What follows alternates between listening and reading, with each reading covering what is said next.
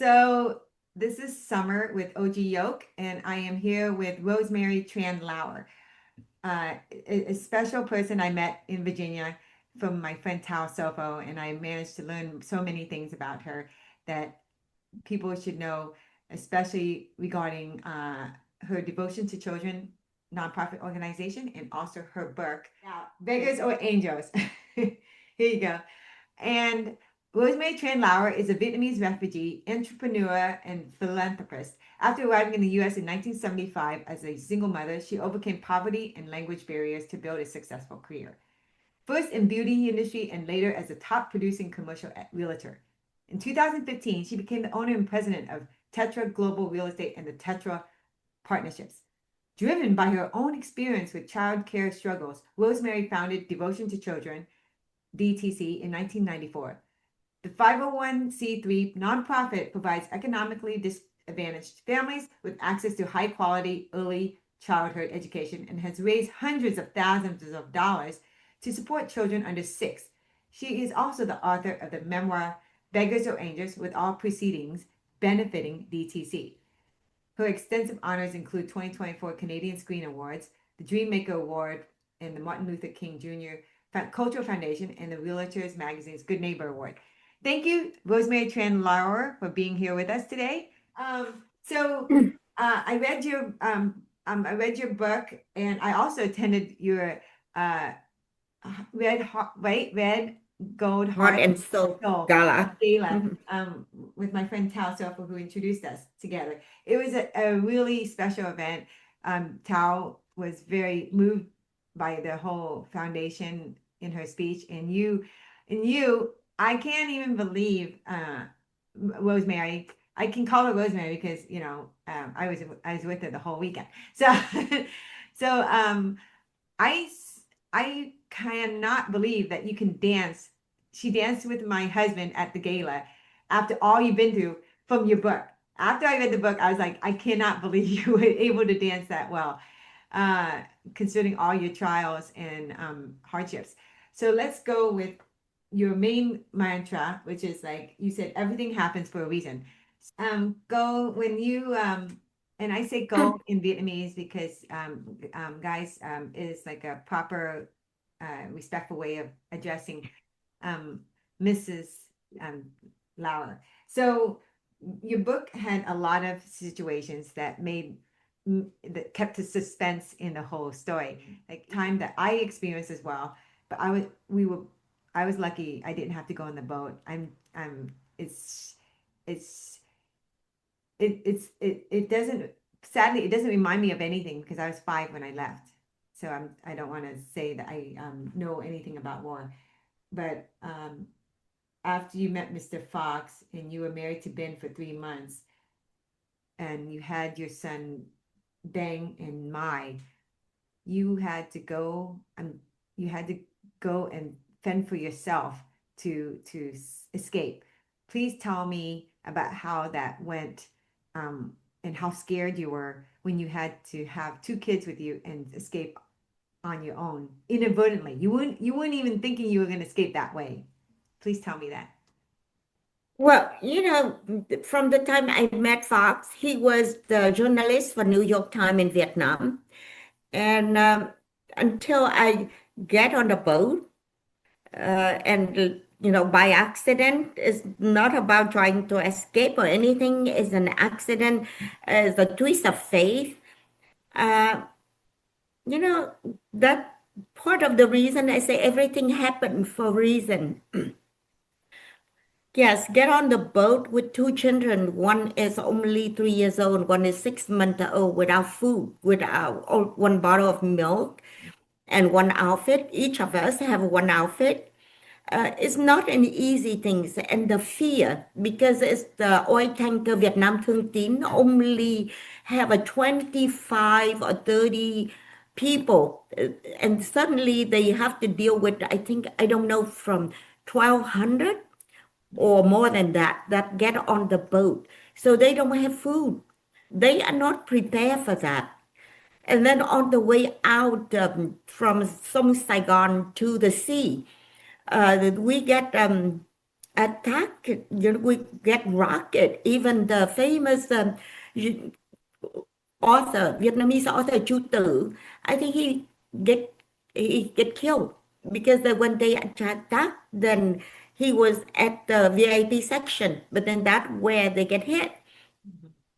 So, the fear is there, the frustration, the uncertain, all of those emotion is there.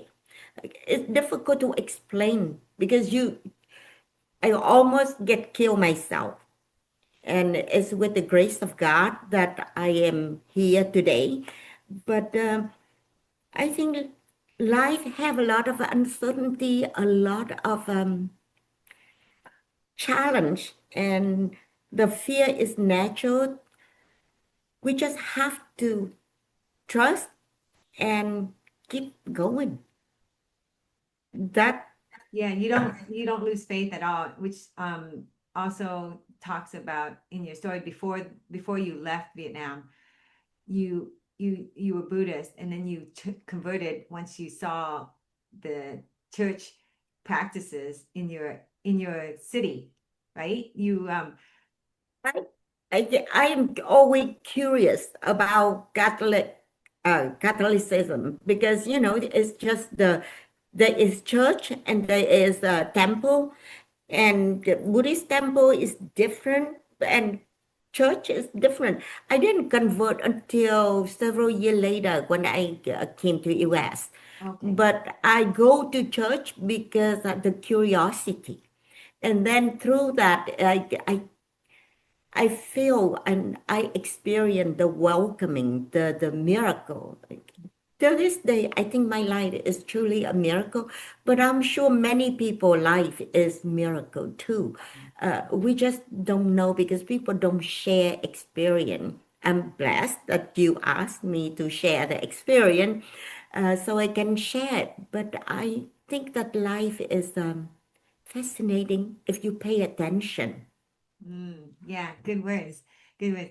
Yeah, I I think it's, as you say, fate and the fate and faith in terms of when your son Bang runs on the boat, a boat plank, and leads you to the oil tanker, which is like somewhere he shouldn't have gone because you were waiting for to find you were trying to find your former husband Ben to say goodbye, and he went. Your son Bang went to the wrong boat, wrong place, and you had to follow him, and that was like suspense, right? And then you guys sailed off on your own. Nothing you had nothing you with you, no money hardly at all except for your purse, and no clothing, no one diaper for for One diaper. for my Two diaper, oh two diaper, two one bottle of milk.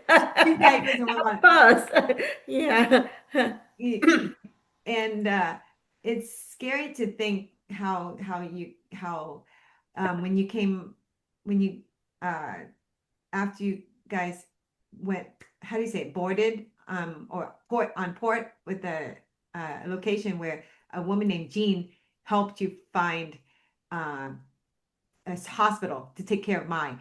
But before we go to that, I want to know if you could read a passage. This is in sync with how you survived on the oil tanker with two kids. Mine was had no milk, and and you met this one person who is the basis of your beggars and or angels title. Please read that passage for us.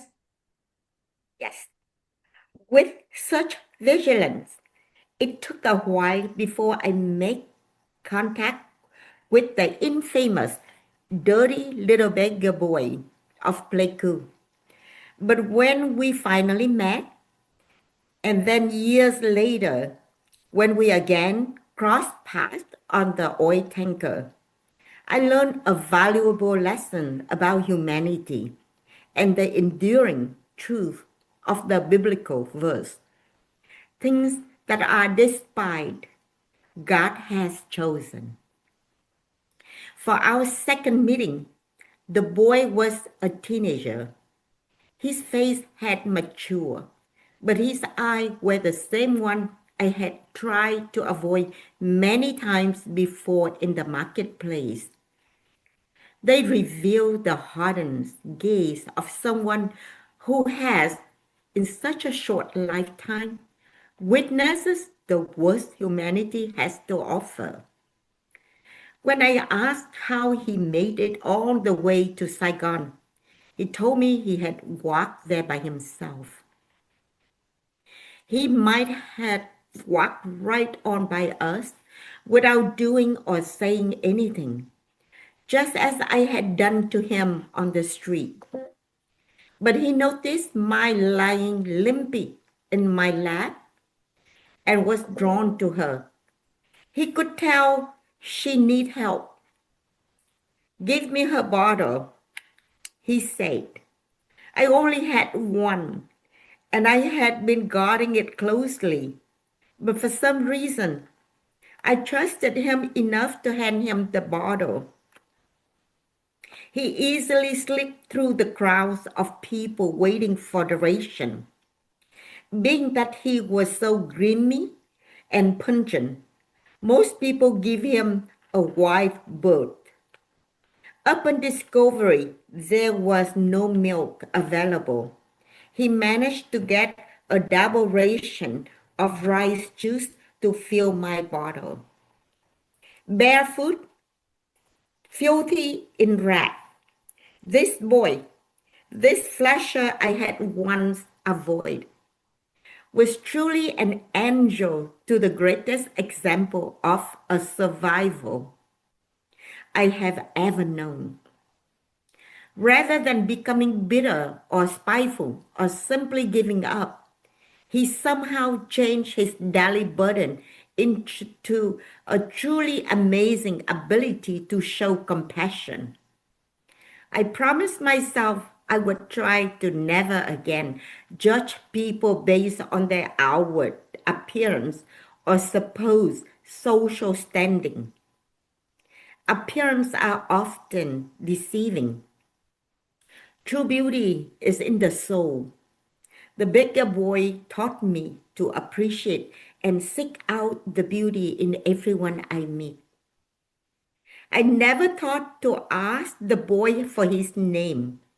I regret that now. If I could speak to him today, I would tell him he is beautiful, a true angel on earth, and I appreciate his selfless deed. He helped me. He helped my daughter when she needed the most, and I will never forget him. Oh my God. That was on page 58 and 59. I loved it for that. Thank you. Okay, we'll move on to your other struggles. Please tell me about your grandmother Tung Pho. I'm saying it in English because I'm Vietnamese, so I should say Tung Pho, right? Oh, Pho. Tương phố, Pho. tương Okay, thank you. Thank you for correcting me. Please tell us about her. She was a poet and her influence on you. Yes, my grandmother is a very well-known poet in Vietnam.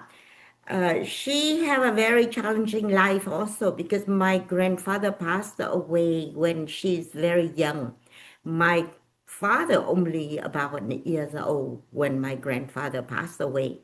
So, you know, she's very strong-willed. She loved her father, her husband very, very much. The poem she wrote about the loss, the love and the loss, and it's become very famous. It's Giọt Lệ Thu. So, growing up with a grandma like that, she always very independent, very thoughtful, and have a lot of depth for the Vietnamese woman in those days. So she had a lot of expectation of me. She didn't look at me like just a girl because in our culture in those days that the whole thing is you are a girl, you just grow up try to look your best and then marry somebody who really well-to-do and then they take care of you. But looking at her, she's independent. She lives by herself. Mm, She write poems. She do things that very differently than most people that I know. So that is the influence that she have on me. She always make me try to memorize the timetable. I have to sit in the kitchen, and I was like a 3 years old, very, very little. And she would say, okay, recite the timetable. And if I can recite it, and then she gave me some plum, like, oh my, so I can enjoy it. But if I didn't, then I just have to sit there and in the very, very hot little kitchen, try to memorize that. But she instilled in me the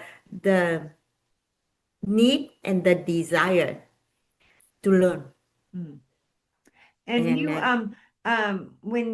when you had that influence, a strong female influence, and she when your grandfather passed, right? She would you say she is she like in your family, she's the first single mother?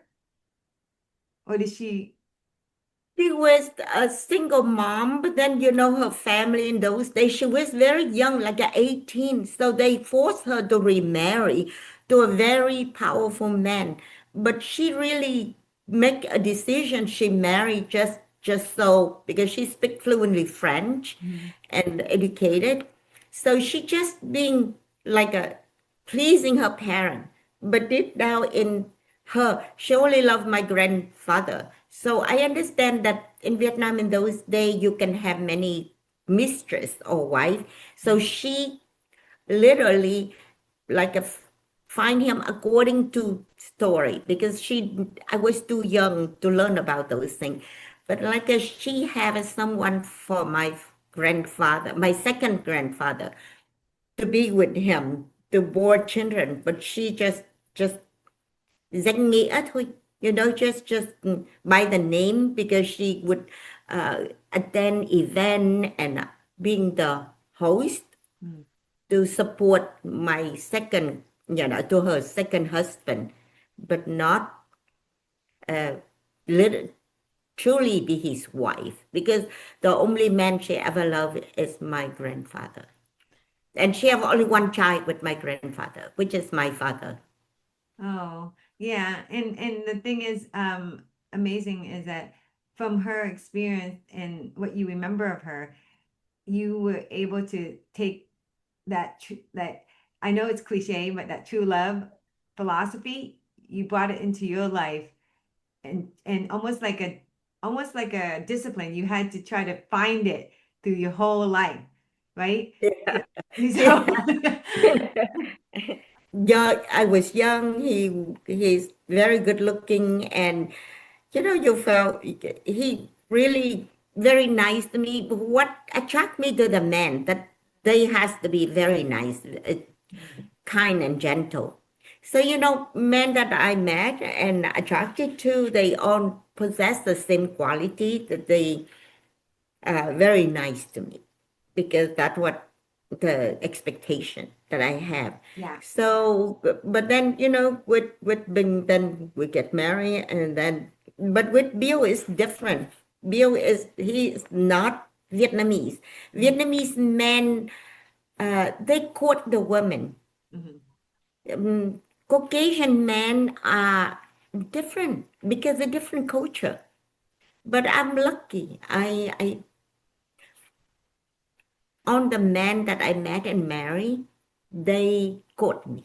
They really nice to me. So, for me, the word dating sometimes confusing to me because I Mm. don't understand the word dating. I understand courting because in our culture, especially Vietnamese in the old day, that the men when they interest in you, they have to show their interest and they will have to make their interest in action. So they court you. They send you flower. They invite you out to dinner. They take care of you. They do a lot of nice gestures. They're very patient. They're They very, patient. Yeah, very patient. And I'm very lucky because when I met Bill, Bill did the same thing, very patient. He's actually courting me. But that's why when we go out and when he say we are dating, I was shocked because it's the very different concept about dating versus courting. But he actually say it, but in the manner he really very proper and he court me. yeah. I'm very lucky. Aw. So to be with these men, what was the best thing? The adventure or the little gifts or the um personality? I believe that the men when they are a gentleman, that is to me very attractive. Mm. If I can advise men, I would suggest that take the time to understand the woman if they truly interested in the woman, because the relationship require the two people to understand each other and to become friends. You want a relationship that lasts, is honesty, respect, trust is very important. And it all starts with being gentle and kind to each other. Become friend first.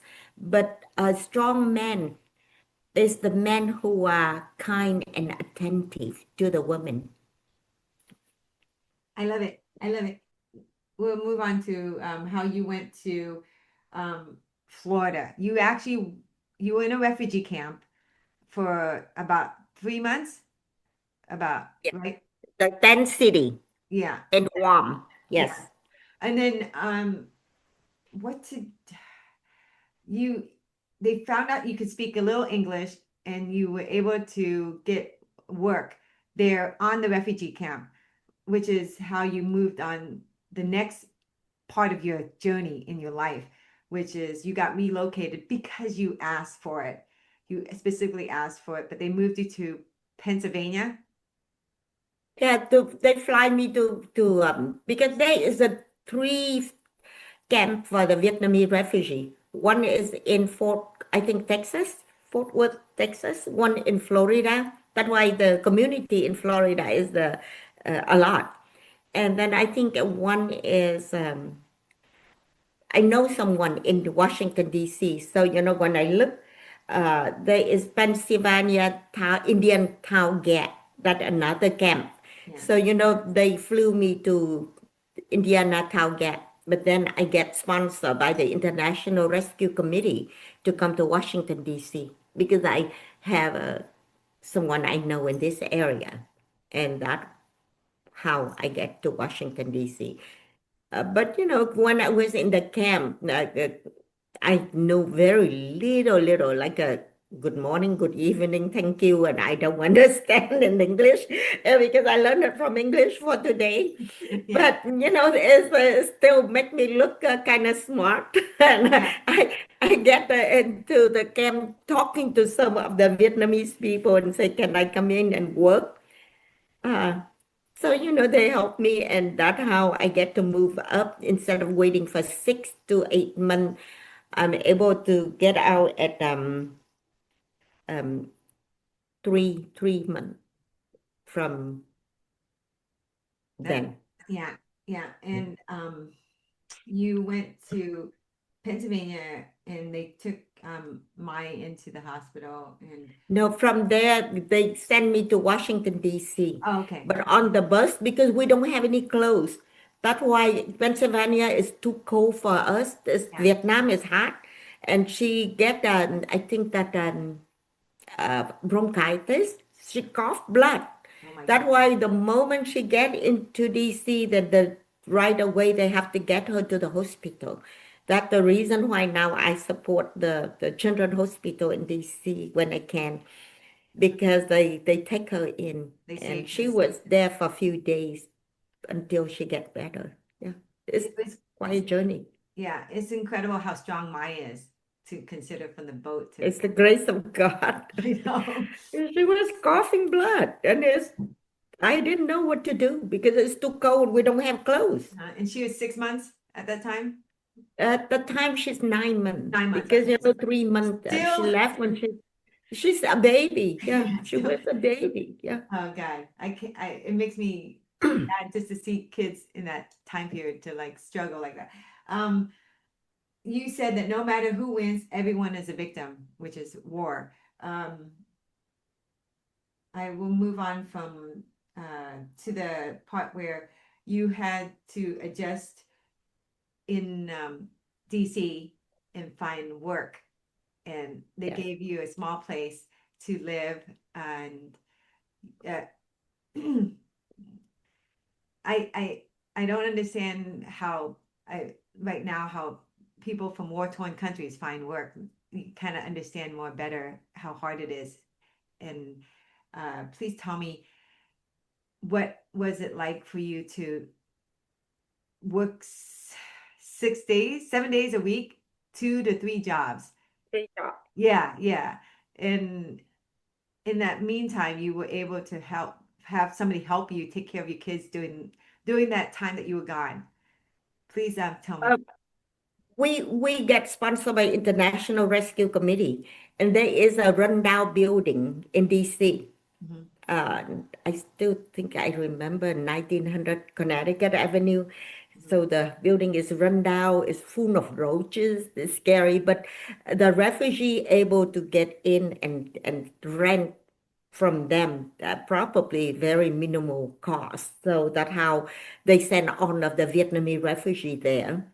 And because of Vietnamese refugee there, so we have Vietnamese speaking people, and there is the Connecticut have a lot of restaurant and business.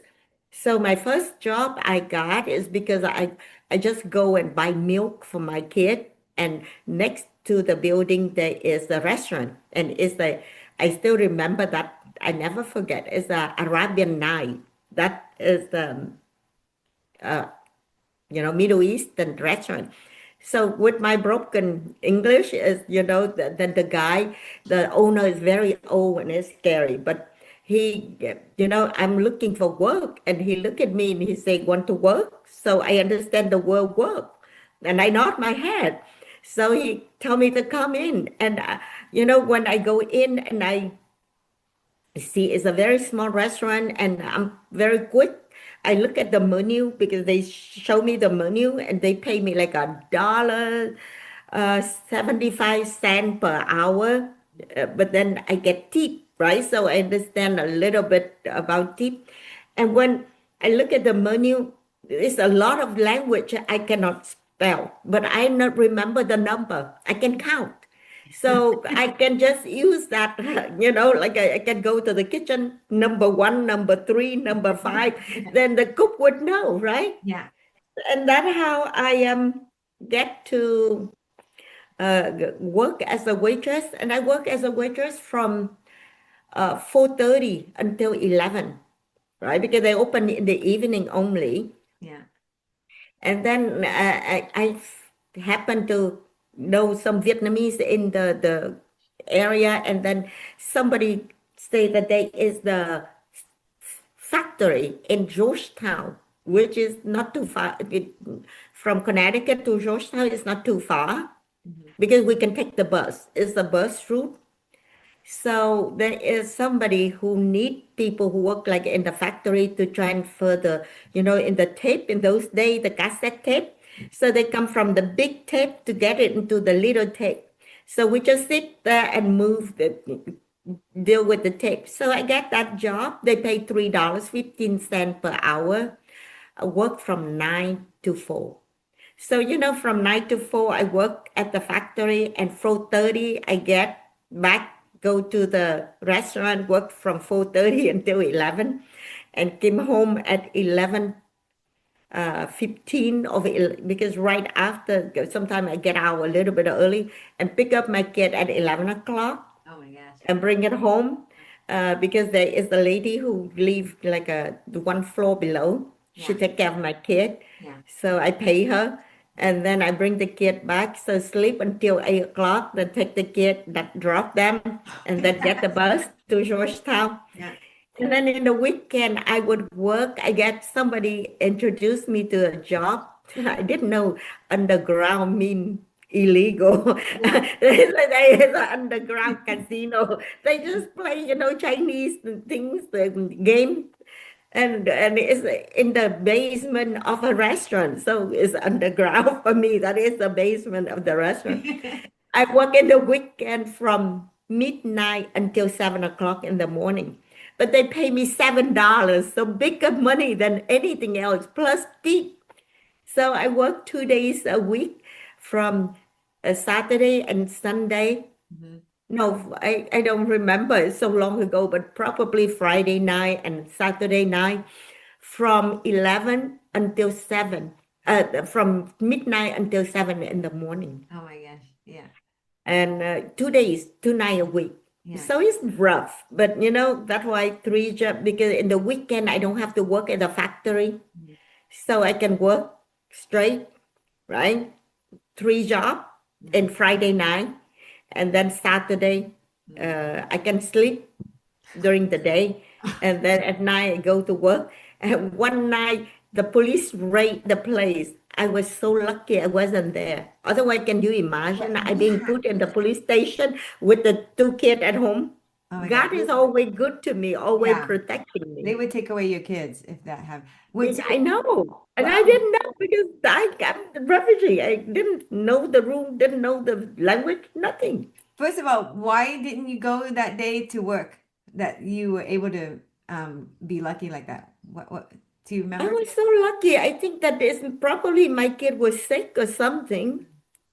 So, I don't feel well, so I decided to stay home. Uh-huh. Yeah. And then the you mentioned your work. So on the weekdays you were making I think was it $7? I don't know.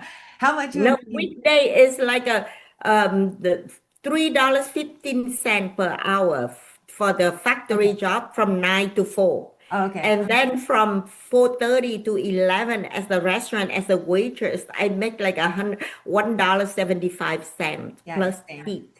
And then if I work at night, from midnight to 7, I get paid $7 plus tip. So it's big money. Yeah. So would you be saying that you'd be making a couple of like a couple Few hundred? hundred. Yeah. Yeah. To take care of your family and pay the woman to take care of your kids Yeah. while you're working and get groceries and yeah, that's incredible.